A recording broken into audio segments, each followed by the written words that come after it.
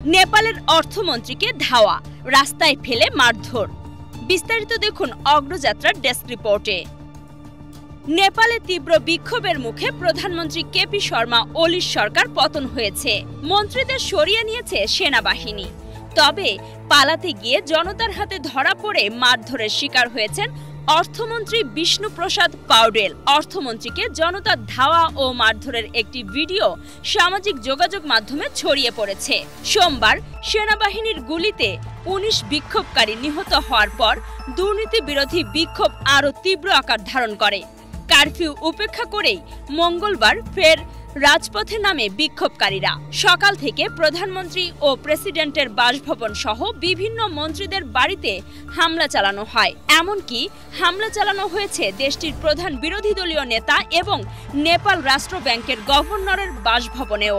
এছাড়া পার্লামেন্ট ভবনে ঢুকে সেখানে বিক্ষোভকারীরা আগুন দিয়েছে বলেও খবর পাওয়া যায়। পরে বন্ধ করে দেয়া হয় বিমান চলাচলও। এমন পরিস্থিতিতে নেপালের প্রধানমন্ত্রীকে পদত্যাগের আহ্বান জানান স্থানীয় নেতারা এবং দেশটির সেনাপ্রধান। তারই ধারাবাহিকতায় কেপি শর্মা ওলি পদত্যাগের ঘোষণা করেন।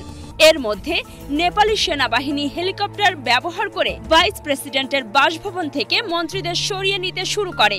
সরকারের পতনে নেপাল জুড়ে যখন উৎসবের আমেজ, তখন সামাজিক যোগাযোগ মাধ্যমে একটি ভিডিও ছড়িয়ে পড়েছে। তাতে দেখা যায় অর্থমন্ত্রী বিষ্ণুপ্রসাদ পাউডেল প্রাণ বাঁচাতে রাস্তায় দৌড়াচ্ছেন। পেছনে ২ ডজনেরও বেশি লোক তাকে ধাওয়া করছে। এক পর্যায়ে একজনকে লাথি মারতে এবং অন্যরা তাকে মারধর করতে দেখা যায়।